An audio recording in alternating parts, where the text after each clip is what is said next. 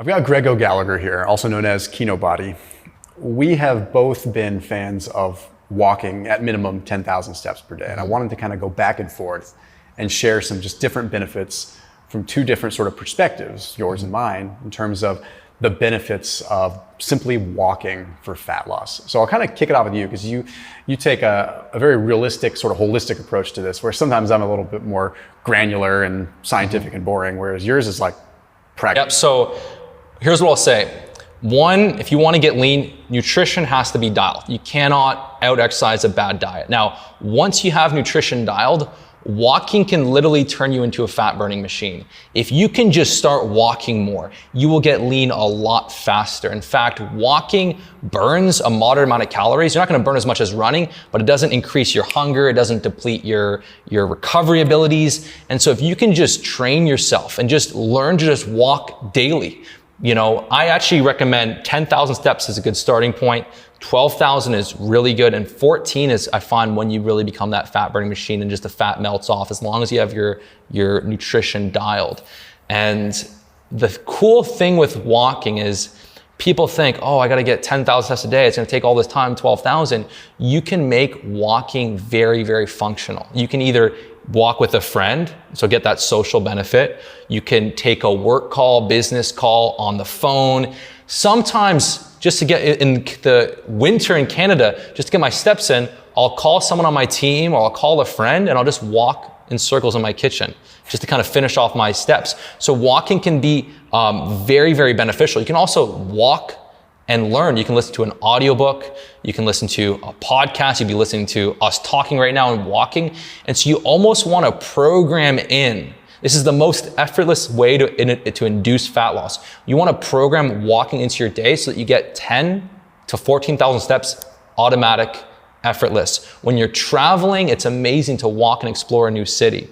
So I often, when I travel, sometimes I'll even lose weight because I'll even do more steps because I'm exploring a really, really cool city. I'm walking with a friend, and I'll even push the envelope even higher to like 16 to 18,000 steps a day. But crazy enough, our hunter-gatherer ancestors, on average, walked 16 to 17,000 steps a day.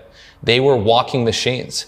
And so the average American they're not getting 10,000, they're getting like 5,000 steps a day. And so when you can increase that and get up to the 10 to 14,000 sweet spot, it's so much easier to lean down. I have all of the people that do my programs, I push, get in the short fast every day, hitting the correct amount of nutrition, hitting your 3 key lifts. And then the fourth one is a walk.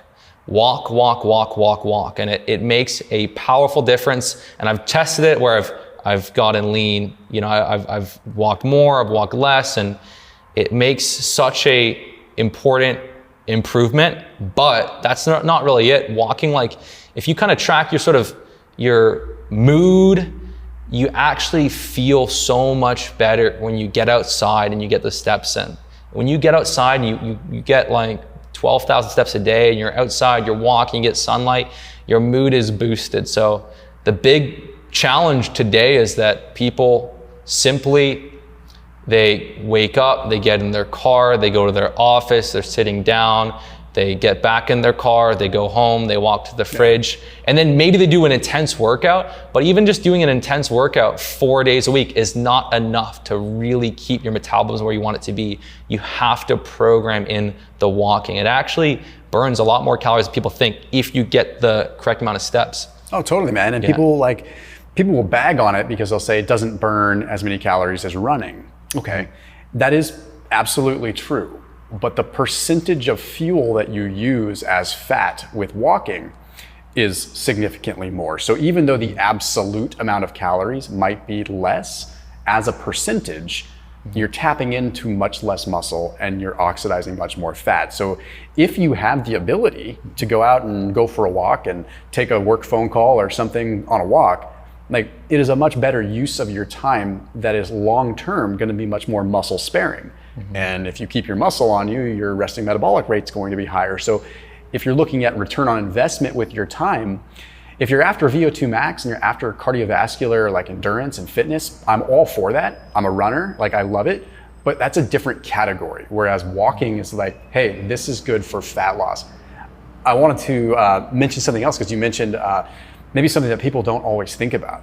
Like there was a study published in Endocrine Reviews, and this is what I do. I just talk about random studies, but it was interesting because they found in this study that cities that were walkable, so cities that like encouraged more walking just by having sidewalks and stuff like that, had a 43% obesity rate, which is still very high. But compared to cities that were not walkable, they were between 53 and 60%, depending on where they were. So significant, and that's just not even looking at the amount of people that walked, that's just by simply creating an environment that encouraged walking.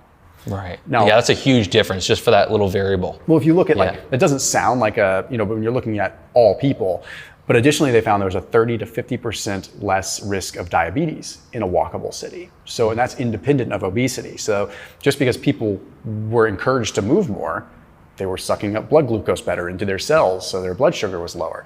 So it's like these other things that people don't always realize.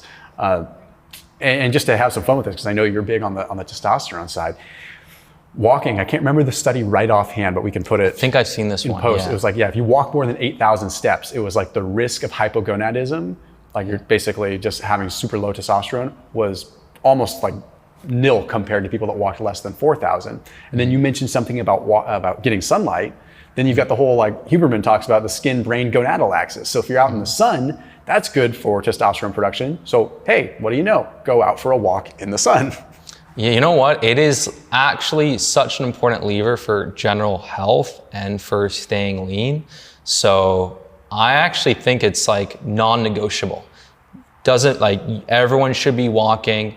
The bare minimum, let's say you're doing a lot of training, is, okay, get 8,000 steps a day. But I found the 12 to 14,000 is awesome. And again, the one thing I'll push on is that with training, there's a cost. So doing a hard running workout, there's a recovery cost. There could be that when you're lifting heavy and then you're doing a lot of running, there could be like a being pulled in two directions, gaining muscle, staying more slim and slender. But with running and a lot of cardio workouts, you're gonna deplete some willpower. Especially for someone that's not used to doing running, it's gonna take some willpower, and it's also gonna stimulate your hunger response. And some people are more sensitive to that. Some people don't find it. It's more individual. But for me, if I'm doing like hard cardio workouts, I get hungry. Now what happens? So you don't want to look at exercise in a vacuum. Some people look at exercise in a vacuum. Oh, I burn 800 calories, I burn 1,000 calories, I burn whatever it is. And then all of a sudden their appetite's way higher, so they end up eating more. So what's the actual net benefit? If you burn 800 calories, but then your appetite is increased 500, it's only a 300 calorie net benefit. And so with walking, either it doesn't increase your appetite at all, or in some cases, when you're someone that's staying in, you're snacking, you're getting cravings, it can actually reduce the hunger and the cravings because you're getting outside, you're doing something, you're not thinking about food. And so walking actually, I find, has a greater net benefit for inducing a calorie deficit than doing a lot of running, where you're gonna have an increase in hunger. And you guys can, if you think about it, if you look at like an athlete's appetite, athletes are known for just being able to eat so much because they're burning and they're stimulating the appetite. So walking, I find, is literally a secret weapon. And the key is to turn yourself into like a walking machine, So even if you live in a city that's not that walkable, go to a park, walk for 30 minutes, meet a friend for a walk, go into every town has a walkable part. You might not live in it, but go to that town and then park your car 15 minutes away, go for a walk. I was with, I have an inner circle, so I have guys that are in my little inner circle. We meet up, every 3 months, and it was so cool to see because we finished this big dinner in Miami, and for sure we pushed the envelope on this dinner. We went over, but we were having fun, one in Rome. And then, a couple of my guys in my inner circle were like, let's get some steps in. And I'm like, sweet, let's do it. So we finished a big dinner. We got a nice walk in, and it gets the conversation going. A lot of times if you have your best conversations when you're walking with someone and you're moving, and then just your mind is more still and ideas just kind of flow out. So there's a huge benefit beyond simply improving your health and burning calories and making it easier to get lean. Besides all that, there's huge benefit for creativity, for mood, for socializing, for ideas.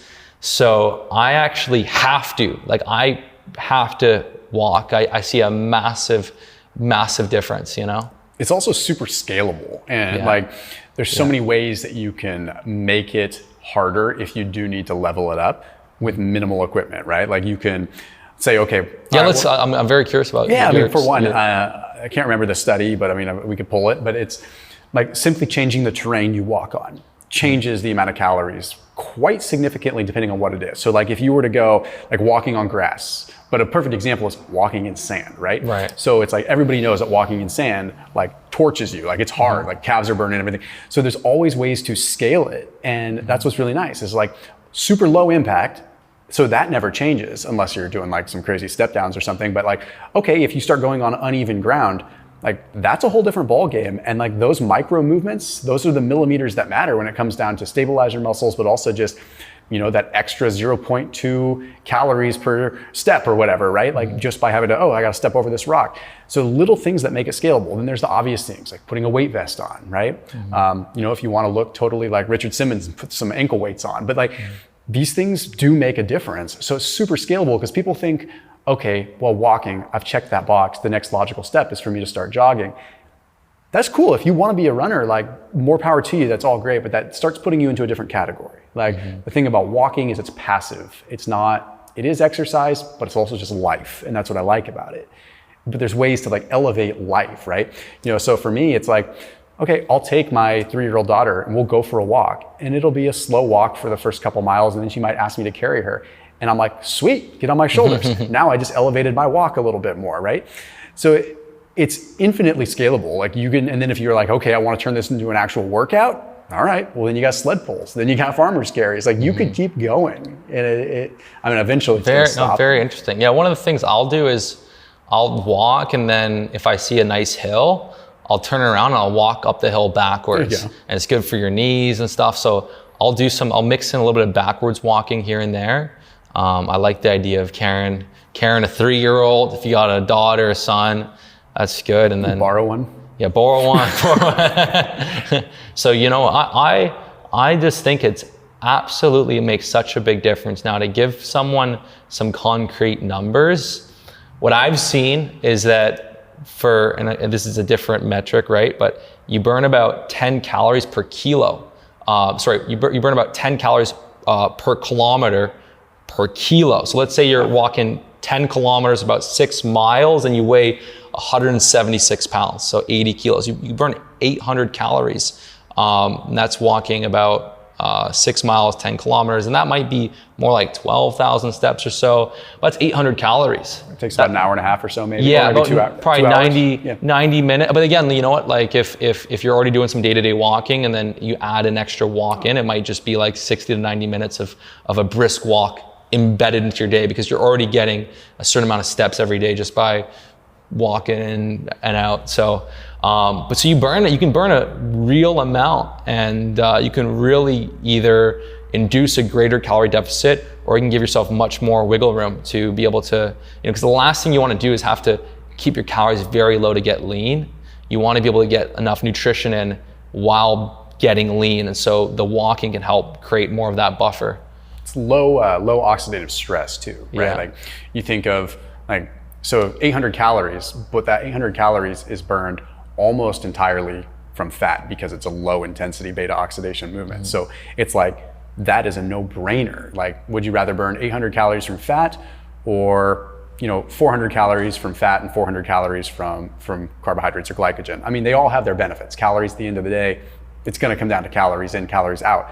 But if you're able to preserve some muscle and burn more of that from fat, that just makes a ton of sense, 100%. Yeah, 100%. No, that's a very, very good point.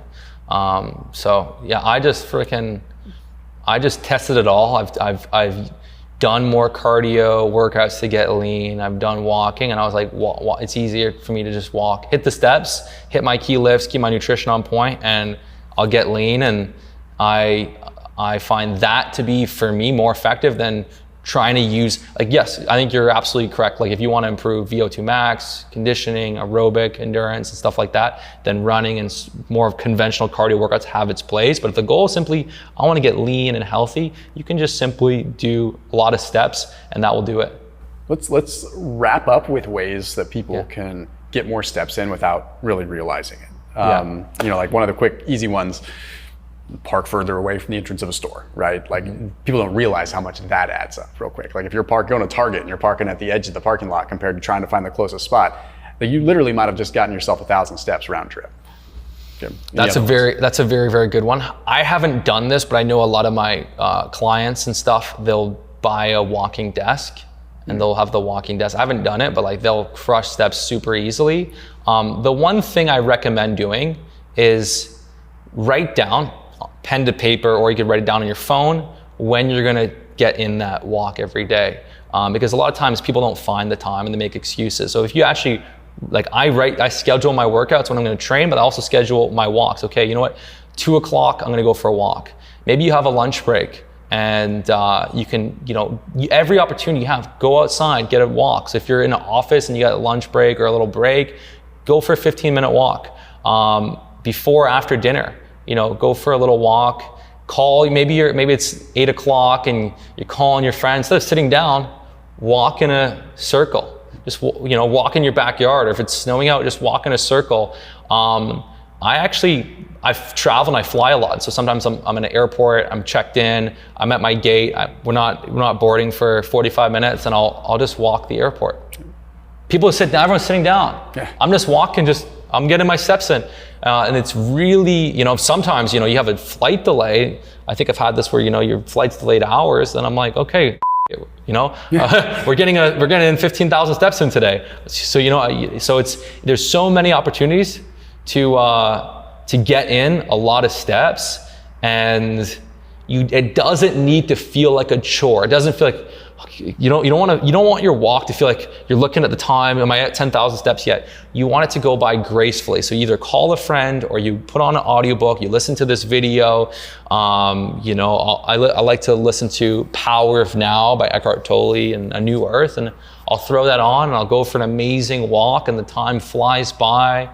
And it's cool because test this. Do a 30-minute run or do an hour walk. You're gonna burn similar amounts of calories, so cover similar distance, and see how is your appetite and dietary adherence from the run or the walk. And I find that your appetite's lower on the walk, but test it for yourself. Yeah. You know? No, that does have to do with like the fat oxidation being somewhat appetite blunting to begin with. Right. Another thing that I would recommend people do is, when you mention your schedule, think about like if you've got a call that's coming up. First of all, I've tested this time and time again. Granted, as a business owner, I can be a little bit more like flexible with this, but like people schedule a Zoom call.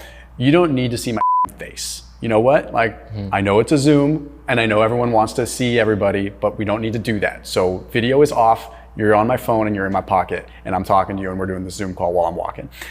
And that way, try it out. You've got Zoom calls scheduled, all right. Or if you have the ability to schedule your own Zoom calls, schedule them at a time when it's convenient for you to go for a walk. So I try to schedule calls. Now it's one of these things where I do call blocks, right? So if I'm doing calls, I have them consolidated at a specific time when I know it's gonna be a convenient time for me to just go out for like a 2-hour walk and just hammer out these calls. And it's funny because now it's made it more fun. I used to dread having to have calls. I'm just like, I don't want to do this. And now I'm like, oh, I look forward to this. It's my time to go out in the sunshine and go for a walk, right? And the time just flies by. Yeah, that's very, very smart. I try and do the same thing. I'll Zoom calls, I'll just throw on the earphones and go for a nice walk, and you hit 2 birds, 1 stone. So that's kind of the main thing with walking. You want to hit 2 birds, 1 stone. Either you do a work call, you socialize with a friend, you learn, and if you do, any of those 3, then you're hitting 2 birds, 1 stone. And if you have kids, or if you don't have kids, you can be a weirdo, just go by yourself. I have found I was never a theme park person, and I'm still not particularly don't really care about the theme park itself. But since having kids, going to Disneyland or Disney World, I will knock out sometimes 30,000 steps. Jesus. And it's like, I think my record is like 29,000 steps at Disney World one day. Oh. And it was like, so now my wife and I kind of joke, it's like, hey, our kids want to go to Disneyland. All right, we'll go to Disneyland because we live in LA, so it's close. It's like, shoot, all right, well, at least we're going to get our 20,000. We end up coming, most people go to Disneyland and they might just eat funnel cakes and eat all this junk. We come back leaner. Literally. Because we've just been walking all day. Yeah, and it's very hard. If you're getting 30,000 steps in, it's very hard to eat, especially if you're doing a short fast and eating like filling foods, it's very hard to even get to maintenance. Totally. You're burning so much, you're gonna kind of create a very big deficit. Yeah. No, so I stand behind it, man. I say, like, time and time again, I say this statement, like, walking is the king of cardio. Like, if it's just for life, it's the way it is. And you know what, someone that, and it's very powerful, let's say someone's got 50 pounds to lose. I know at one point you probably had close to 100 pounds or something to lose. If you're 50 pounds overweight, you do not need to run. And that's also a lot of stress on the knees. It's gonna be too stressful, but if you're overweight, the amount of calories you are gonna burn walking is gonna be a very high amount. It's true. Because the heavier you are, the more you're moving, the more calories you're burning. So you know, if I'm 180, 175, 180, if I was 250 and I did 10,000 steps, I'd be burning way more. So as a bigger person with weight to lose, you can get lean so easily with walking. You don't need to put the vest on. I mean, but that's something cool that I might try is throw on. How much weight do you usually do on a vest? That's the trick is don't try to go crazy heavy with it because then you're changing your gait. So like we can get into like the details here, but like basically if you start putting on so much weight that you're changing your gait pattern, then it can actually be counterproductive because then it's like you're full on, like rucking is great, but if you're throwing 40 pounds on, like you're like, I want to add more weight, your whole gait pattern changes, your actual risk of injury goes up. I'm a huge fan of just going light. Like we're talking 15, like 10 to 20. Yep. Okay. So 10 to 20, 20 on the heavy side. I mean, I will do heavier rucks if I'm doing that deliberately, but if I want to maintain like a simple gait pattern where it's just like, oh, my caloric burn, because as you mentioned that amount per kilo, if I can just add that small amount of weight where my gait pattern stays the same and it serves as just an additional calorie demand, that's really not changing things much. Very cool. So 10 to 20 pounds. I'll have to give that a go. There's lots of awesome walking to do in Cali. Heck yeah, man. Yeah. Well, where can everyone find you, man? Yeah, so I'm active every day on Instagram at Greg O'Gallagher. As well, my website where I have all my programs, supplements is kinobody.com, KINO-body.com. Right on, my man. Well, thanks, bro. All right.